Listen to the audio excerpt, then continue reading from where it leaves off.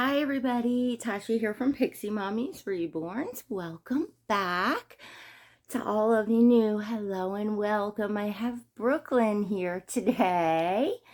To those of you that have not seen this baby, Brooklyn is a full-bodied silicone baby. She's a preemie baby, and she is the Bella Sculpt by Jennie Lee.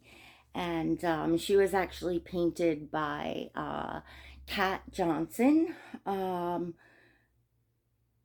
Kat Johnson? No, Kat Martinez. Oh gosh. Cherished Cherubs Babies. Kat. I think it's Martinez, actually. I think Kat Johnson is the sculptor the artist that passed away. Oh goodness. But yeah, she's painted by Jennie Lee's sister, actually, and I got her directly from Jennie. I always get a lot of questions when I share my silicones, especially the preemies, of where can I get that baby, and that sort of thing. So that's probably something we'll talk about today, and I might add to my Learning the Reborn hobby playlist about where you might go about getting a doll like this. But first, little Miss Brooklyn is definitely hungry. She's due for a change. So I'm just going to take her out of this little loved baby sleeper, and I'm going to give her a bottle feeding, not a drink and wet. She does have a drink and wet system, but we're not going to do that today. We're just going to do a regular bottle. And chat. I want to get back to my regular video schedule and start, filming, get back to filming, every day or most days. I need to get my own self back on a schedule.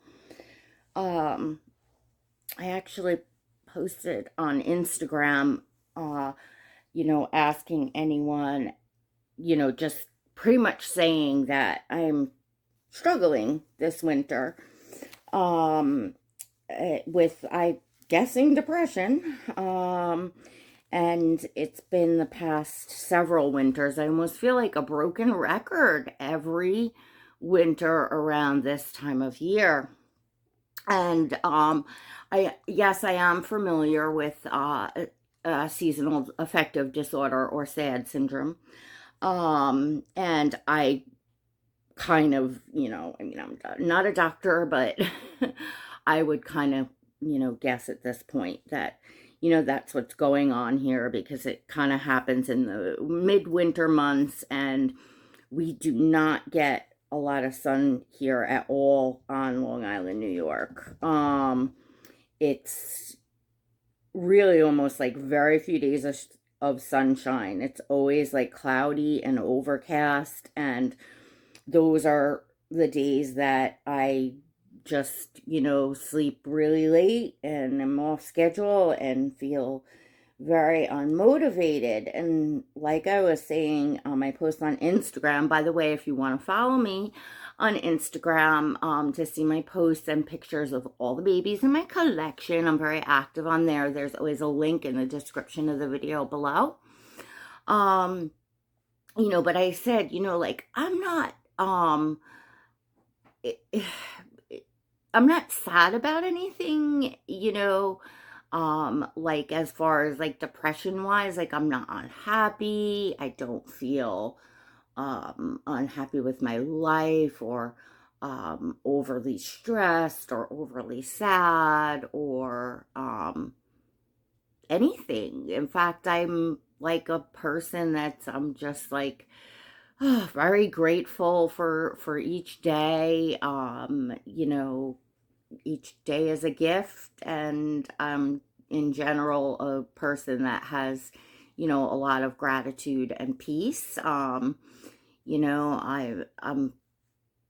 sober, since early 2007. That's a huge accomplishment for me, and by all rights, I really am a walking miracle. There is no earthly reason why I am alive. I was really, very, very, at heaven's gates. So anyway, you come back from something like that, and it definitely gives you a sense of humbleness and gratitude towards life. So, yeah, I'm a person that generally feels that way, and depression is not something that I had ever like struggled with like throughout my life. I have many other things I've struggled with, obviously, and alcohol and addiction is, one of them. ADHD is another, and several other learning disabilities. So, Chloe, um, I got my own stuff, but depression wasn't something that I ever dealt with. So I didn't even really recognize it until it's going on like a few years now. That I think when my back got really bad, and then when I had the two emergency spine surgeries a couple years ago, I stopped being able to physically do a lot of the things that I could do, and that's kind of where, things went awry. I also kind of entered the hobby, like, was it 4 or 5 years ago now? Um, I gave up going to tanning, which I had a regular, like I would just get a year's membership so I could go unlimited. And, once I had my base tan, so I only went like twice a week, sometimes maybe 3 times a week, but, twice a week I went to tanning. Chloe, there's nothing or no one there. Stop. Stop. Nobody wants to hear you barking in the video. I apologize, folks. So that's something, ironically, that I gave up entering into the hobby because it definitely freed up some extra cash. It was expensive to have the unlimited, tanning membership. And I felt I wasn't using it enough because I really, by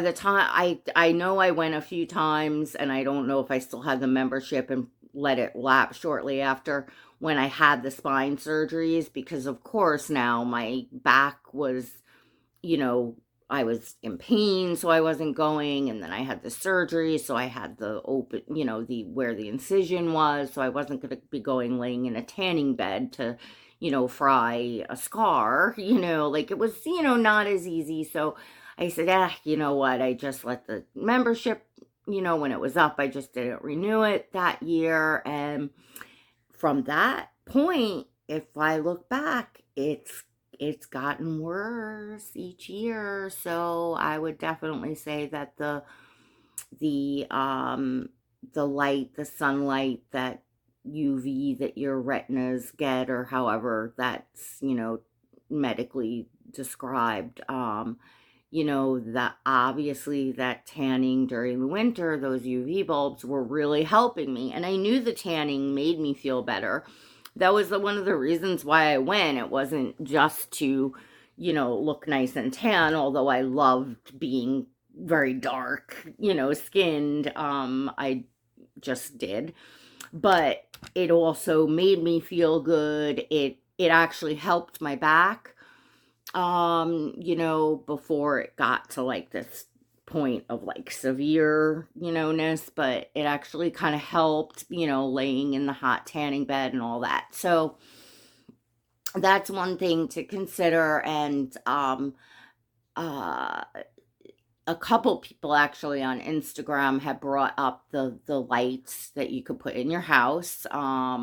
You can actually get them to go like on a timer, a bedside lamp, so it goes on 10 or 15 minutes before you wake up, things like that. Well, the past few days, what I've been doing is I'm making sure now when I get my son up to get on the bus, I like 6 a.m., I open the shade. so that when the morning light comes in, at least it's, coming in and doing something, and, I have to just make the time to just research the lights a little bit and, see what'll fit and, work. Um, so, and then I'm also aiming to, make some changes in schedule and diet, and, doing some physical therapy for my back, and just, doing things that I can to, help myself through this. So that's what's been going on. You've seen less of me here on YouTube. I've been a little bit MIA. And that's part of it anyway. We did have, some family stuff, and my husband did have the knee surgery, so did also have a lot going on. Life needed me. So, and you all may be able to see, because the sun is peeking out now and we're getting some light in here. Does anybody notice anything different about little Brooklyn here? Anybody that knows her? Let me know if you put it in the comments if you notice before I say it. But I actually changed out her eyes to blue. I had the right size eyes here, and I was kind of fixing the there was a little glue and, gunk, I guess, from when she was made, and I said, you know what? I'm just gonna pop these eyes out, clean them up really good, make them, because I like when their eyes are just, nice and sparkly and clear and shiny. So I, yeah, I switched her eyes. I wouldn't recommend doing that, unless you know what you're doing, but it's really not hard, but, you know. Um, I've been a collector for, enough years and done enough eyes and different things, and I'm now in the art, not in silicone, but I am, you know, reborning. So, anyway, and I'm not sure, I haven't done photos yet. That's also one of the reasons why I wanted to, have, Brooklyn out and get her changed to do a photo shoot with the blue eyes, and they'll make a decision from there if I want to put her original brown eyes back in, which are very beautiful. She really, I'm a blue eye baby person, unless it's a ethnic, like a AA baby, and even with certain AA babies, I like the lighter eyes. It depends. But she looked really, really cute with the dark eyes. Like, she's just such a beautiful baby. So I'm really not 100% sure. But, that's just a decision I can make whenever it's easy for me to swap them. So anyway, that's what's going on here with me. And I'm sorry, I said I'd talk about where to buy the silicones. But the main thing that I just want to reiterate, I mean, I have videos up about this specifically, and if you're really interested, you can look again in my playlist, Learning the Reborn Hobby series. Also, my channel has a great membership, the Pixie Squad. There's always a link in the description below, or you could click the blue join button next to just subscribe. And I do my live chats in there, and, I'm sharing my whole journey in the art in there, and it's more behind the scenes. So if you want to be chatting with, collectors and, things a little bit more behind the scenes, for less than the price of a cup of coffee a month, come on in, support my channel, and, have fun and information and all that. But make sure you do go smash that subscribe button and the notification bell so you never miss a video. So we have that, but I, of course, share tons out here, and have the playlist up. But the main thing is these dolls, there's no website to buy a doll like this. These are art dolls. They're definitely not, I get a lot of people asking in comments about, like, oh, I went to buy one of these for my child and I got like scammed online. It wasn't what they said it was going to be. Well, because a lot of those sites, and they're, I mean, have videos up about the counterfeits and about the scams and all of that. And, I mean, these sites steal my photos, this baby, my hands, my photos. They'll take, forget about watermarking pictures, because they just take screenshots right off your YouTube. They use my video clips for their advertising.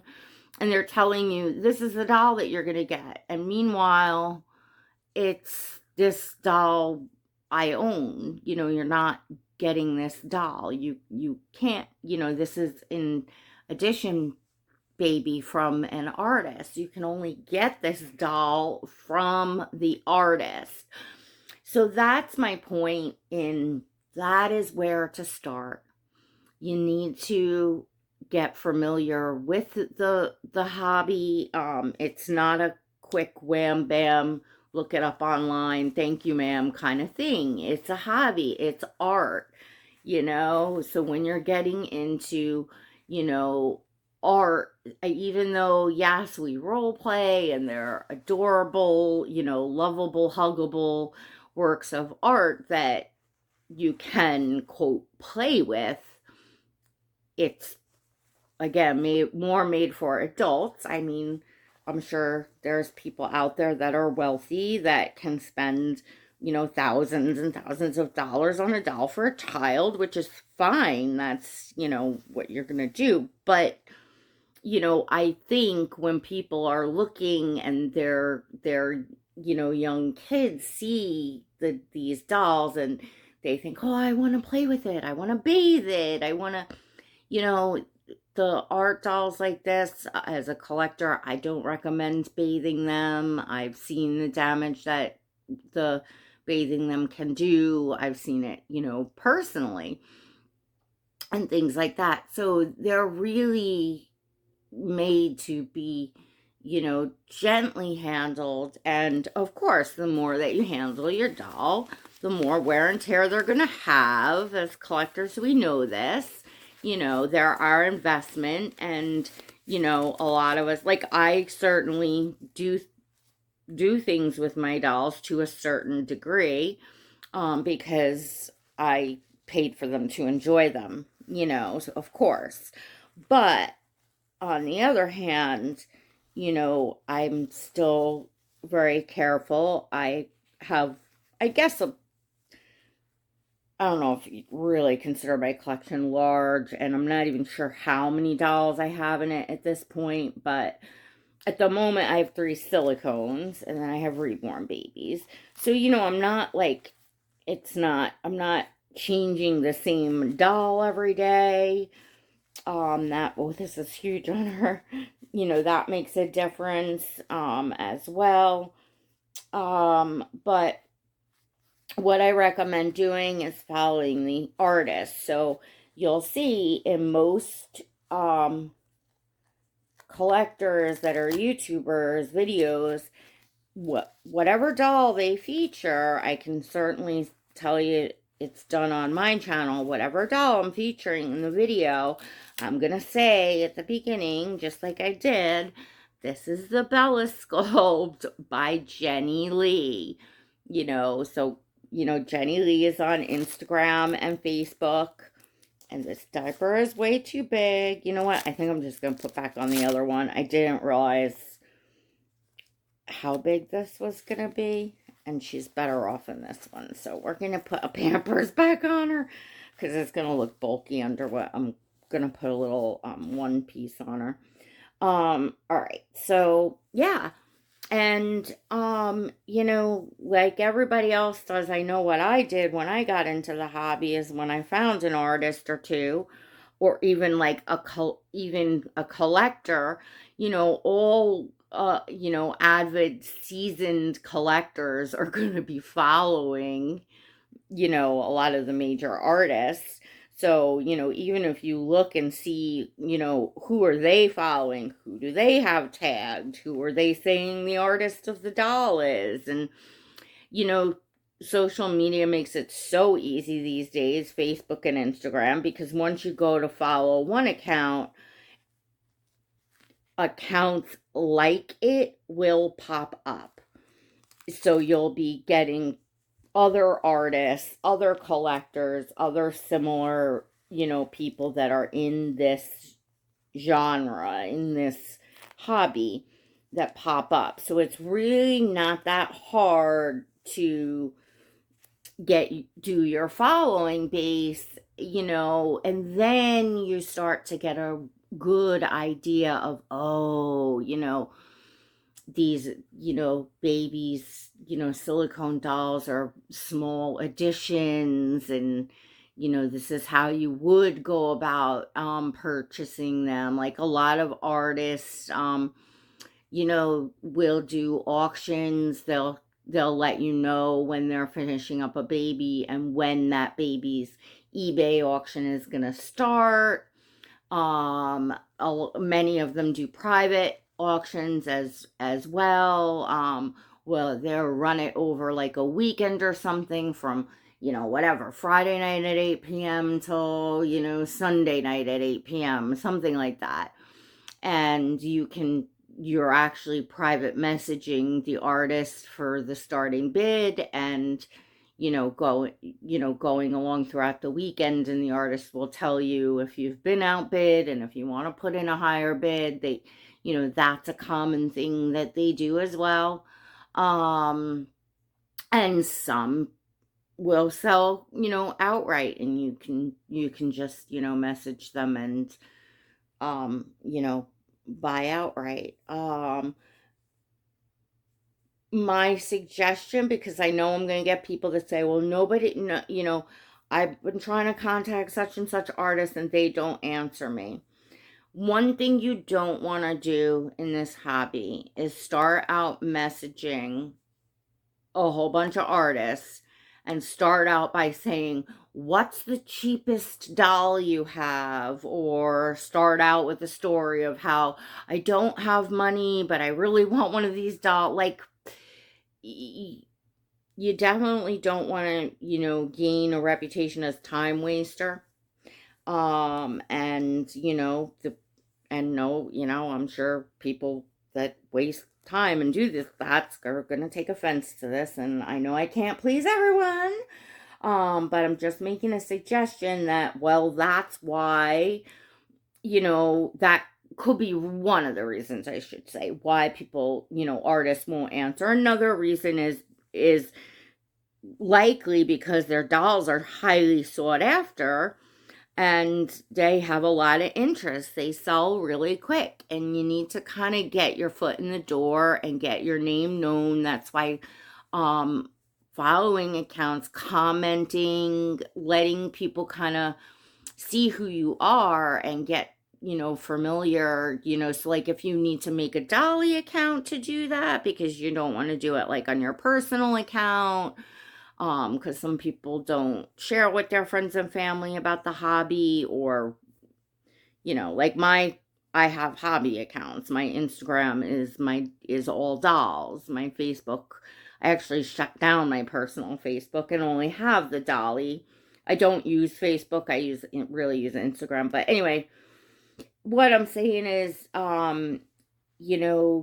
just let yourself be known a little bit, so that when you message, artists or sellers, secondhand sellers, that at least you're recognized, your name is recognized, and they may look at you as a more serious buyer, because, this is a hobby like any other hobby. So, some of these dolls that you're seeing like on YouTube and stuff like that, they're really sought after, and us collectors have, stalked the artist, known when they're finishing one up, known exactly when the doll's going up for auction, like that sort of thing. Like, they're not, again, they're not something that you're just going to go on a website and order. Um, you know, yes, and as far as like especially reborn dolls, vinyl reborn dolls, like some artists have their own website, but you want to know that you're on the real artist website, because there's so many scammers out there. So you want to go through the artists like Instagram or Facebook. If they have like a link up that's their website and that's where they put their dolls up, that's great, but you don't want to just Google it and go through the open internet, is what I'm saying, because you'll run into all those scammers out there. So just some tips on, not getting scammed, and a little bit about what these dolls are, and learn about what these dolls are and stuff. Like I said, I got everything organized right in a playlist for you all. And, videos from everything from, showing you the difference between a silicone doll and a reborn doll, to all the lingo we use, to the difference between a sculptor and what a sculptor does, and how the dolls are made, and what an artist is, and like, just all the stuff. So it's like all there. Like, I wish I had that when I first came into collecting. I did the majority of my learning from other collectors, other YouTube channels. Um, and a lot, several of them are, just always very informative when they make videos. But it's nice to have like kind of everything you're looking for lined up in a playlist of videos that shares a lot of information, of frequently asked questions and answers types of things. So anyway, that's it for me for today. And I didn't mean for this to be a long video, and I gotta start making some shorter ones. For those of you that hang in there and listen to me ramble, thank you. And thank you for spending your time here. I know there's a ton of dolly channels out there, and I appreciate so much and grateful for you spending your time with me, and for you leaving a comment, letting me know you're here. I read all my comments. I read them throughout my day, so it brings some joy to my day, and you all become a part of my day like I'm a part of yours. So I hope you enjoyed seeing sweet little Brooklyn, and until next time, God bless.